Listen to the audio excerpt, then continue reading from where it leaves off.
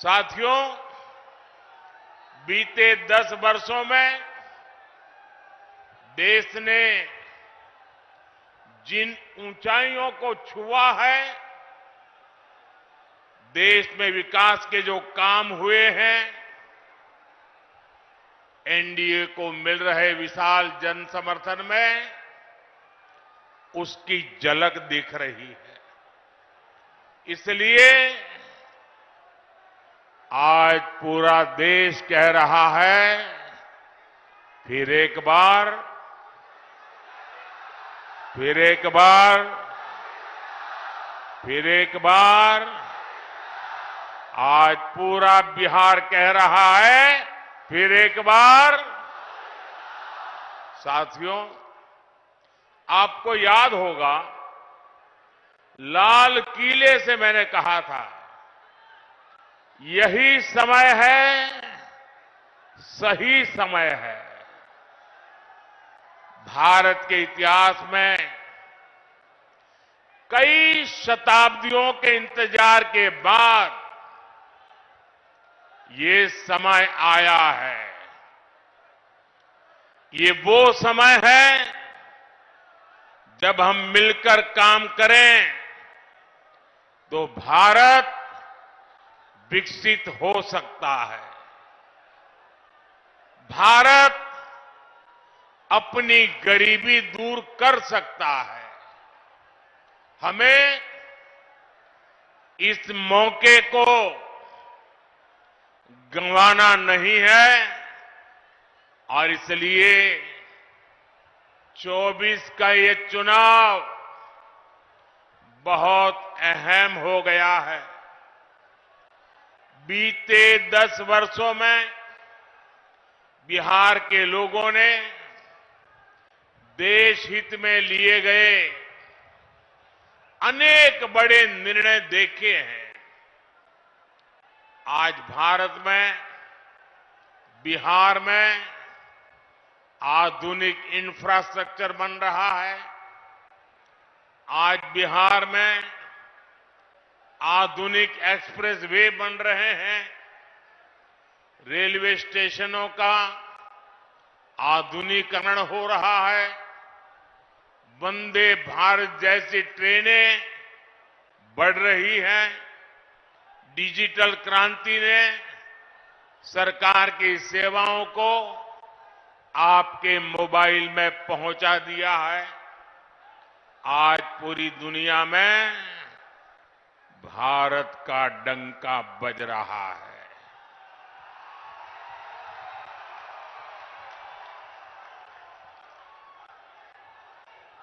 आप मेरी बात से सहमत हैं? भारत का डंका बज रहा है। यूरोप में डंका बज रहा है। ऑस्ट्रेलिया में डंका बज रहा है। न्यूजीलैंड में डंका बज रहा है। अफ्रीका में डंका बज रहा है। अमेरिका में डंका बज रहा है। कैसे? ये कैसे हो रहा है? कैसे हो रहा है? कैसे हो रहा है? आपने गलत जवाब दे दिया। ये मोदी के कारण नहीं हो रहा है। ये आपके एक वोट के कारण हो रहा है। आपके उस वोट की ताकत है जिसने देश को मजबूत सरकार दी और उसके कारण देश मजबूत कदम उठा रहा है। मुझे विश्वास है, बिहार की ये महान धरती विकसित भारत के संकल्प को पूरा करने के लिए अपना भरपूर आशीर्वाद देगी। साथियों, मोदी देश से गरीबी खत्म करने के मिशन में जुटा है।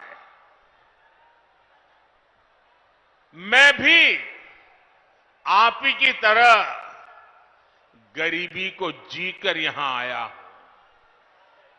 मैं कभी भूल नहीं सकता कि 2014 के पहले देश में क्या स्थिति थी। करोड़ों देशवासी कच्चे घरों में रहने को मजबूर थे या बेघर थे। देश के गांवों में ज्यादातर लोग खुले में शौच जाने के लिए मजबूर थे। गरीबों के पास न गैस कनेक्शन था, न नल से जल आता था। गरीब का राशन बिचौलिए खा जाते थे। अस्पताल में इलाज के लिए गरीब को दर दर भटकना पड़ता था। साथियों, गरीब का बेटा मोदी गरीब का सेवक है। मैं जब तक देश के हर भाई बहन की गरीबी दूर नहीं कर लूंगा, चैन से नहीं बैठूंगा।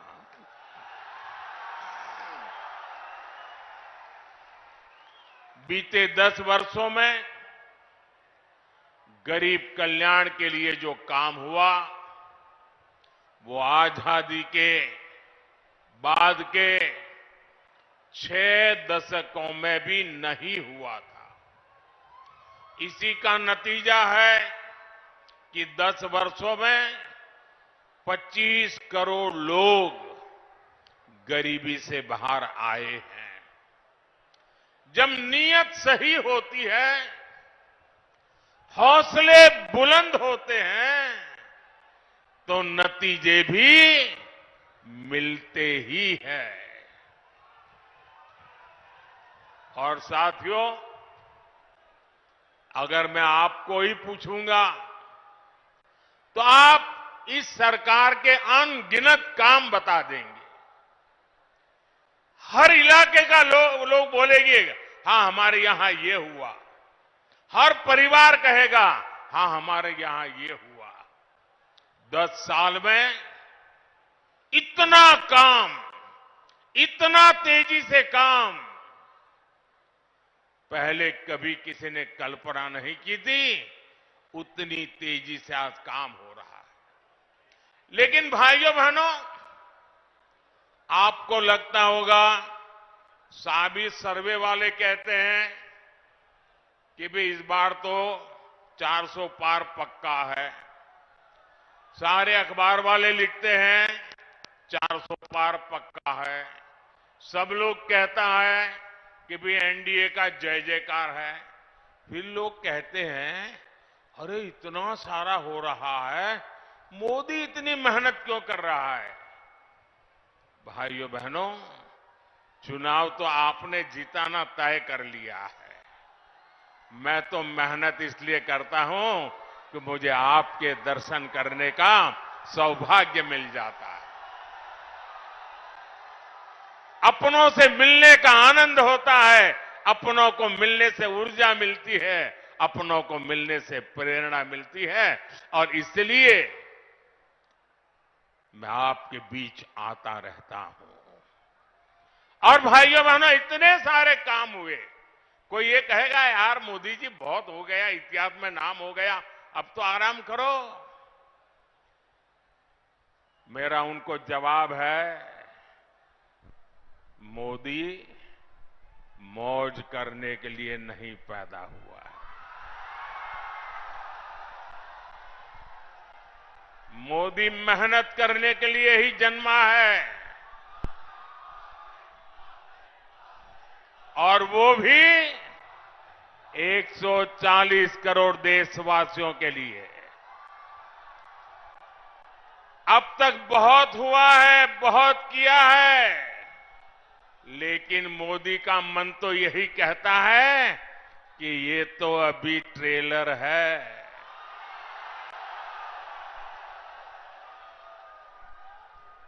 इतने से हमें रुकना नहीं है। अभी तो गाड़ी टॉप गियर में ले जाना है। अभी तो रनवे पर है, नई ऊंचाइयों को पार करना है। अभी तो बहुत कुछ करना है। हमें देश को, बिहार को नई ऊंचाई पर लेकर जाना है। साथियों, बिहार और नवादा की हमारी माताओं बहनों को लंबे समय तक जंगल राज के अंधेरे में अपना जीवन गुजारना पड़ा है। बिहार में एक वो भी समय था जब हमारी बहन बेटियों को सड़क पर निकलने से डर लगता था। नीतीश बाबू के प्रयासों से, हमारे सुशील मोदी जी के अथक प्रयासों से बिहार इस जंगल राज से बाहर निकला। अभी नीतीश जी विस्तार से बता रहे थे कि जंगल राज के समय शिक्षा की, स्वास्थ्य की, अन्य सुविधाओं की कैसी हालत थी। नीतीश जी के नेतृत्व में बिहार उन परिस्थितियों से बाहर निकला है। अब हर बहन के पास उसके इस भाई की मोदी की गारंटी भी है। आज 12 करोड़ घरों में बने इज्जतघर महिलाओं के सम्मान की गारंटी है।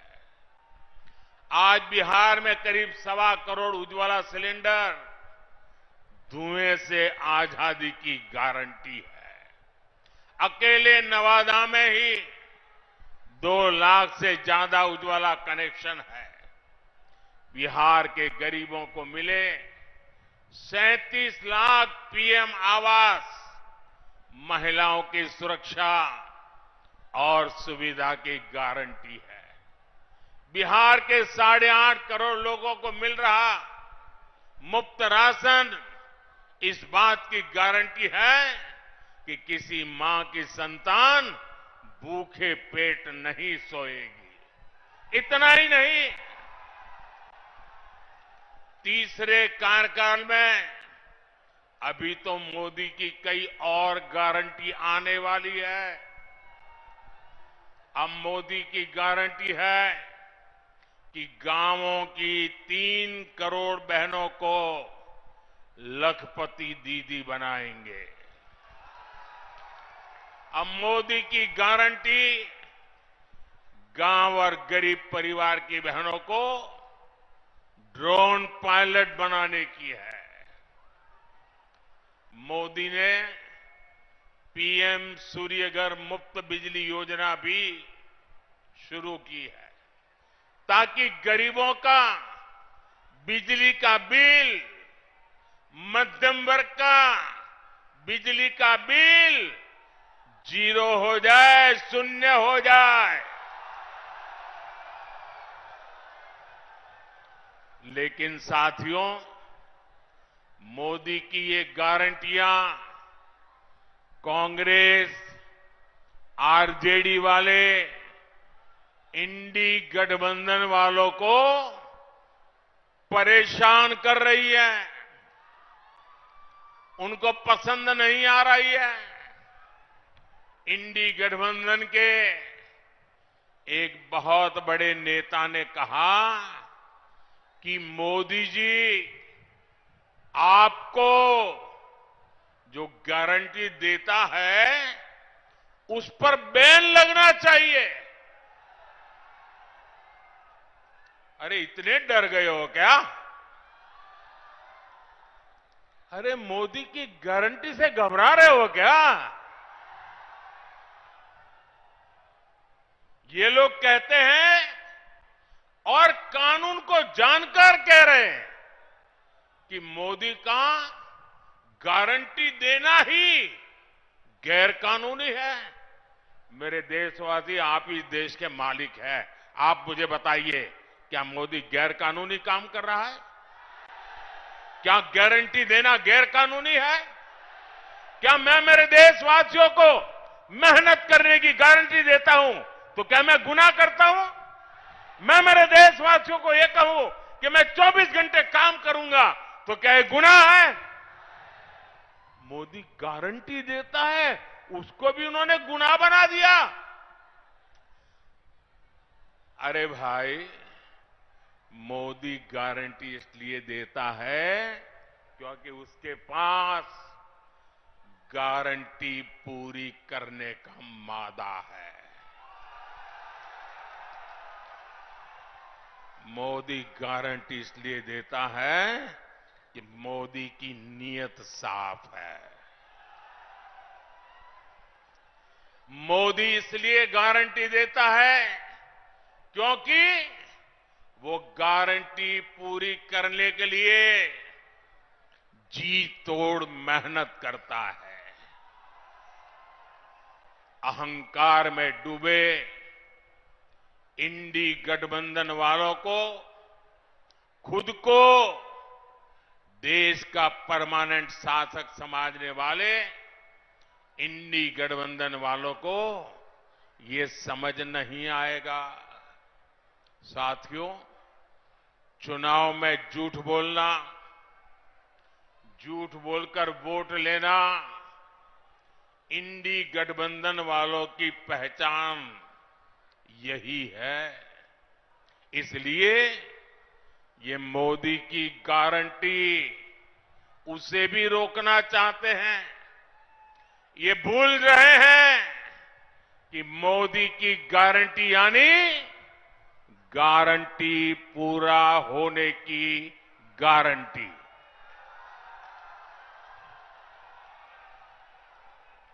मोदी ने कश्मीर में 370 खत्म करने की गारंटी दी थी। नतीजा क्या हुआ? नतीजा क्या हुआ? 370 गई कि नहीं गई? गई कि नहीं गई? ये बाबा साहब आंबेडकर के संविधान की बातें करते हैं, लेकिन ये इंडी गठबंधन वाले जवाब दें। इतने साल आपने राज किया, संविधान के नाम में गीत गाते रहते हो, लेकिन आपने जम्मू कश्मीर में बाबा साहब आंबेडकर का संविधान लागू नहीं होने दिया था। ये मोदी है जो बाबा साहब आंबेडकर के संविधान को जम्मू कश्मीर की धरती पर भी ले गया, इतने सालों के बाद ले गया। और आप कमाल देखिए, कांग्रेस के राष्ट्रीय अध्यक्ष, छोटा पद नहीं है, उन्होंने अभी भाषण किया। उन्होंने ये कहा, और वो कहीं शायद राजस्थान में बोल रहे थे, उन्होंने कहा कि भाई यह राजस्थान में आकर के 370 का क्या लेना देना, मोदी यहां आकर के 370 की बात क्यों करता है। ये सुनकर के मुझे बहुत शर्म आई। दोस्तों, क्या जम्मू कश्मीर हमारा है कि नहीं है? जम्मू कश्मीर हमारा है कि नहीं है? कांग्रेस समझ ले, सुन ले, इसी कश्मीर की रक्षा के लिए मेरे बिहार के अनेक नौजवानों ने मातृभूमि के लिए सबसे बड़ा बलिदान दिया है। कितने ही वीर जवान तिरंगे में लपट करके लौटे हैं कश्मीर को बचाने के लिए। आप ये कहते हो राजस्थान की धरती पर भी इतने ही वीर परिवार हैं जिनके बेटे मातृभूमि में कश्मीर की रक्षा करने के लिए शहीद होकर के लौटे हैं। आप ये कह रहे हैं कि हिंदुस्तान के उस कोने को क्या लेना देना, उस कोने को क्या लेना देना। ये टुकड़े टुकड़े करने वाली गैंग का प्रताप है कि ये लोग ये भाषा बोलने लगे हैं। क्या ऐसी भाषा बोलने वालों को माफ किया जा सकता है? क्या शहीदों का अपमान सहन किया जा सकता है? भाइयों बहनों, मोदी ने 3 तलाक को खत्म करने की गारंटी दी थी। नतीजा क्या हुआ? 3 तलाक जैसी महिला विरोधी कुप्रथा खत्म हो गई। मोदी ने भारत को आंख दिखाने वालों को सबक सिखाने की गारंटी दी थी। नतीजा, जो भारत को आंख दिखाते थे, अब वो आटे के लिए भटक रहे हैं। मोदी ने गारंटी दी थी कि अयोध्या में रामलला का भव्य मंदिर बनेगा। आज अयोध्या में भव्य राम मंदिर का शिखर आसमान छू रहा है। जो 500 वर्षों में नहीं हो पाया, जिस राम मंदिर के निर्माण को रोकने की कांग्रेस और आरजेडी ने बरसों तक कोशिश की, वो राम मंदिर बनकर तैयार हो गया। और ये देखिए, चलो भाई, देशवासियों ने चंदा दिया, 1 रुपया, 5 रुपया, 500 रुपया, 1000 रुपया, देशवासियों के पैसे से राम मंदिर बना है। सरकारी तिजोरी से राम मंदिर नहीं बना है, देशवासियों ने बनाया है। इनकी क्या दुश्मनी है इस देश के लोगों से? इनकी क्या दुश्मनी है प्रभु राम से? इनकी क्या दुश्मनी है अयोध्या से? उनकी क्या दुश्मनी है हमारी विरासत से कि राम मंदिर बन गया तो बोले हम उसके प्राण प्रतिष्ठा में नहीं जाएंगे, विरोध किया। क्या ये शोभा देता है क्या? शोभा देता है क्या? इतना ही नहीं, इनके मन में इतना जहर भरा है कि उनकी पार्टी के कुछ लोग राम मंदिर प्राण प्रतिष्ठा में आ गए तो उनको 6 साल के लिए पार्टी से निकाल दिया। जरा रामनवमी आ रही है, ये पाप करने वालों को भूलना मत भाइयों बहनों, भूलना मत।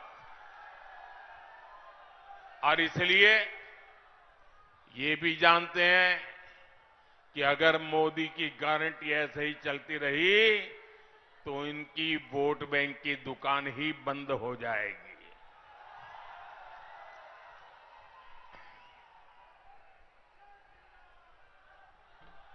और इसलिए ये लोग मोदी की गारंटी का विरोध कर रहे हैं। साथियों, इंडी गठबंधन के पास न विजन है न विश्वसनीयता है। दिल्ली में जो लोग एक साथ खड़े होते हैं, अलग अलग राज्यों में वही एक दूसरे को गाली देते हैं। यहां बिहार में तो गजब हाल चल रहा है। यहां इंडी गठबंधन एक उम्मीदवार खड़ा करता है तो दूसरा नेता कहता है कि असली उम्मीदवार वो है। यहां आपस में ही सिर फुटबल मची है। ये मजबूरी में साथ आए लोग हैं और इनकी मजबूरी का एक ही नाम है सत्ता का स्वार्थ। इंडी गठबंधन यानी भ्रष्टाचारियों का ठिकाना। इंडी गठबंधन यानी देश विरोधी नफरती ताकतों का ठिकाना। आप इनके बयान देख लीजिए। इंडी गठबंधन वाले सनातन धर्म को समाप्त करने की बात करते हैं। इंडी गठबंधन वाले भारत के एक और विभाजन करने की बात करते हैं। कांग्रेस पार्टी के नेता खुलेआम बयान दे रहे हैं कि वो दक्षिण भारत को अलग कर देंगे। 2 दिन पहले कांग्रेस ने जो अपना घोषणा पत्र जारी किया है उसमें भी मुस्लिम लीग के विचारों की छाप है। कांग्रेस ने घोषणा पत्र नहीं, तुष्टीकरण पत्र जारी किया है। साथियों, पूरे देश में चुनाव की हलचल बढ़ रही है, लेकिन ऐसा चुनाव है जिसमें विपक्ष के लोग गठबंधन बनाकर भ्रष्टाचारियों को छुड़ाने की रैली तो कर रहे हैं। और हालत देखिए, दो खेमे, दोनों के विचार देख लीजिए। मैं कहता हूं भ्रष्टाचार हटाओ, वो कहते हैं भ्रष्टाचारी बचाओ। आप मुझे बताइए, देश तोड़ने की बात करने वाले भ्रष्टाचारियों का समर्थन करवाने वाले, सनातन धर्म को खात्मे की बात करने वाले, इन लोगों को बिहार माफ करेगा?